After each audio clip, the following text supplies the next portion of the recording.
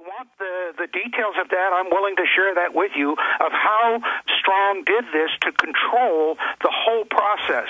And again, Maurice Strong, an admitted eugenicist. We could play YouTube clip after YouTube clip of him on U.S. television 10 years ago, 20, 30 years ago, calling for forced one-child policies, 80% population reduction, drugging of water supply, everything that's in John P. Holdren's textbook, which was then adopted as policy. But I also want to talk, Tim, about the media blockade. How do we run that? And how do we bring these people to justice?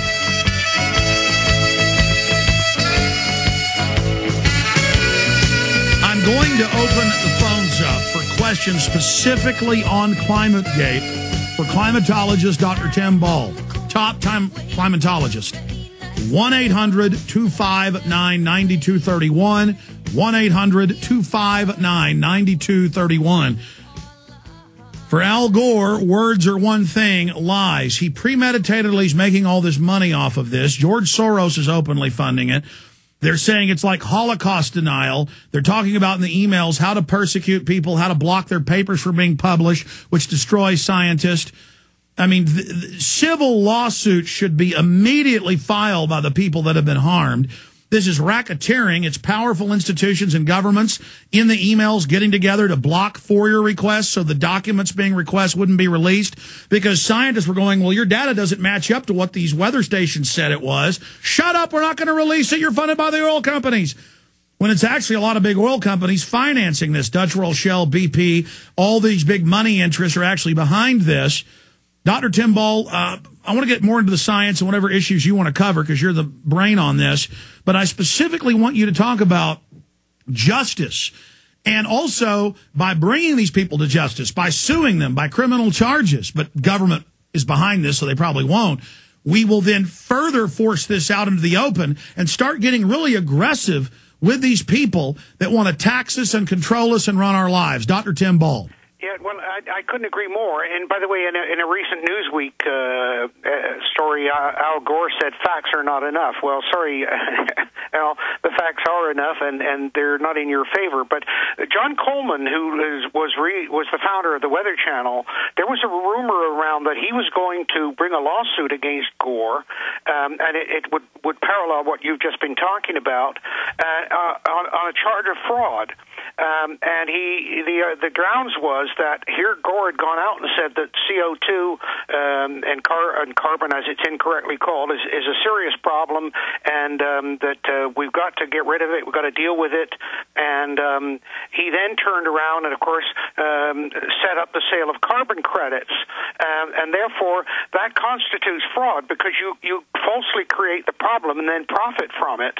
And Gore was involved in this, and by the way, Gore's been involved in not just the climate thing, but you go back to the Club of Rome and the overpopulation issues, and he chaired the 1994 conference in Cairo on it.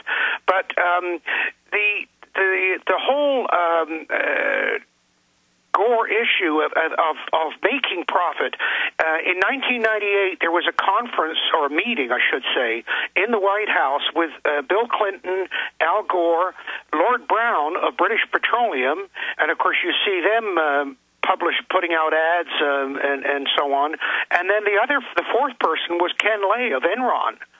And what they were discussing was how to keep the carbon credits market going, because the carbon credits idea came out of an attempt to get the U.S. to sign the Kyoto Treaty, and the U.S. said, "Well, what are you going to give us?" And they said, "Well, they said, what do you want?" We said, "Well, we want some carbon credits for the stuff we're taking out of the air," and the Europeans said no. But anyway, Gore kept that going, so Gore profited. Now, I think that you could argue that these people, not only the deliberate falsification of records, which I would think in itself is criminal, but also the fact that they use their data to get huge amounts of government funding. And so to falsify applications for government funding, I would think would also be criminal. I mean, Jones, for example, I think it's $21.6 million alone. And when you look at the U.S., an estimated $70 billion a year going into climate research. In Canada, Environment Canada spent $6.8 billion in 5 years on climate change research, and all of that went to funding. Well, that's a key point. Let me throw in this piece of evidence. The London Guardian 2 days ago had this headline. In fact, let's pull it up, where the UN calls for global policing of technology, and these select committees will decide what technologies are even allowed, what old technologies will be banned or taxed, and then what new technologies will be funded by government. And then we see Al Gore already making hundreds of millions a year just off government grants to little green technology, that's in quotes, companies that he owns or owns a part of. I mean, this is a total hijacking of the economy by these people. There it is. Global body needed to direct green technology. G77 says, London Guardian, developed nations call for UN body to police battle on climate change. I mean, these guys, it's not just the carbon credits or the carbon taxes. It's taxes on beef, televisions, asphalt,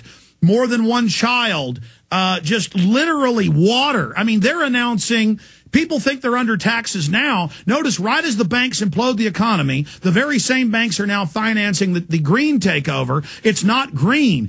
It is neo-feudalism. Yeah, and let me it sounds like a small example, but it's a perfect illustration of what you're talking about, Alex. I was just in Alberta at 5 different farm communities because I've been working with the farmers. They're the ones most directly affected by weather and climate.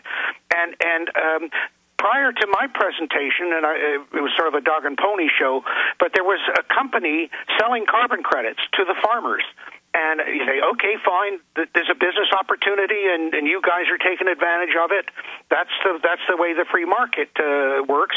And the government have created this opportunity by what they're doing with carbon tax and so on.